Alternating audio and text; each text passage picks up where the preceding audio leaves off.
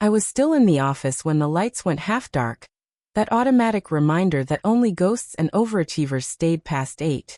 The floor was silent except for the hum of the vending machine, and the sound of my career quietly suffocating under someone else's name. They said the promotion was strategically reassigned. I said nothing. But that night, as the printer spit out my resignation letter, I changed the footer and buried a secret in the company's codebase. By the time morning came, the office was a zoo again.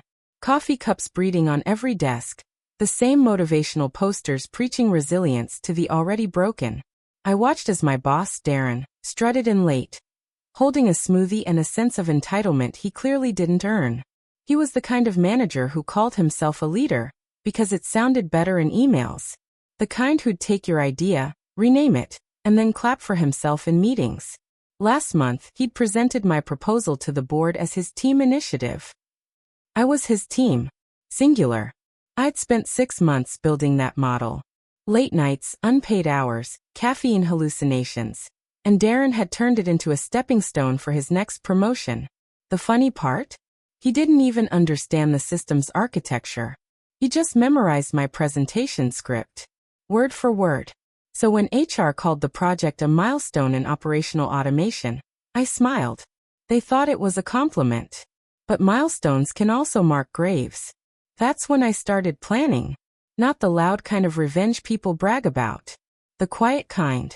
The kind that looks like compliance until it's too late. I had access to every workflow, every integration, every shadow script behind Darren's shiny dashboards. He thought he'd taken my work. What he didn't know was, my code didn't just automate processes. It recorded everything. The system was called Pulse. Darren liked to say it gave the company a heartbeat. He didn't know it also had a memory. I'd designed it to log every action, every access, every quiet edit buried in the metadata. No one looked at the logs because no one understood them, except me. For weeks, I kept my routine painfully ordinary, smiled in meetings, nodded when Darren repeated my words louder, sent updates at 8:59 a.m. sharp, so he could forward them to the VP before his morning latte. It was all theater, and I played my part perfectly. Meanwhile, I started feeding Pulse with breadcrumbs. Small inconsistencies, mislabeled datasets, a few misfired queries that only appeared when Darren ran his dashboards. Nothing catastrophic, just enough to make him look sloppy. By the 3rd week, he was sweating through his shirts and snapping at interns. Then came the board presentation.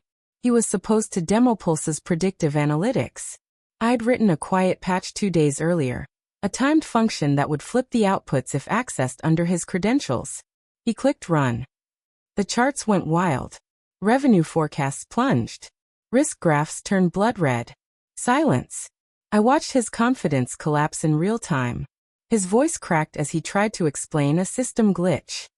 The VP's smile froze midair. Afterward, I got a Slack message from Darren. Fix it. Now, I replied, already on it. And I was. Just not for him. Because the real code wasn't in Pulse's interface. It was in its audit trail. A place Darren would never think to look. The part that quietly logged who took credit for whose work. And soon, it would start sending automated weekly reports. Straight to the board. Darren's departure didn't make things quieter. It just made the silence heavier. Everyone felt it but pretended not to. His name stopped showing up in email threads, meetings, even casual hallway chatter. The company had a habit of erasing people once they became inconvenient, like they'd never existed. But Pulse remembered everything. I started getting pings from departments that had ignored me for years. Can we get your insights on this? Would you mind helping us optimize the rollout? I smiled at the phrasing, helping us. Translation.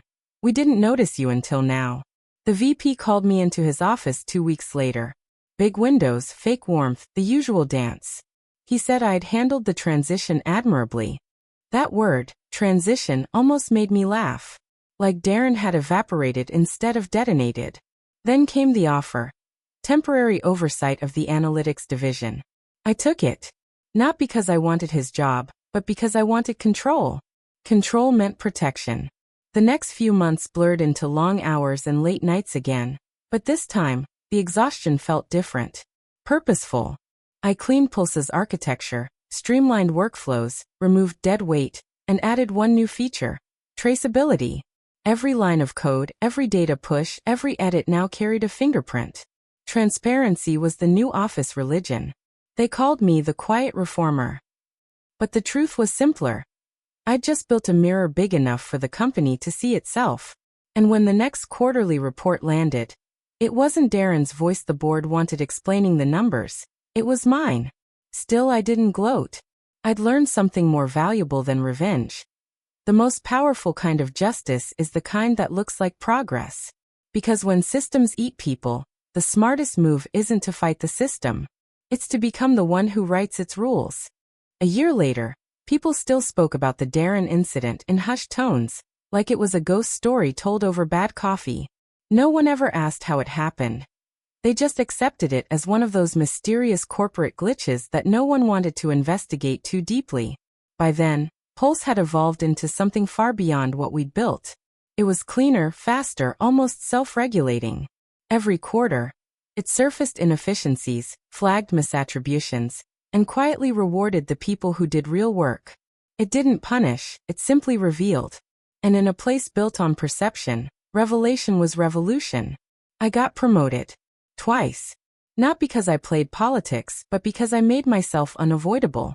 You can't erase the person who designed the memory of the machine. Sometimes I still think about Darren.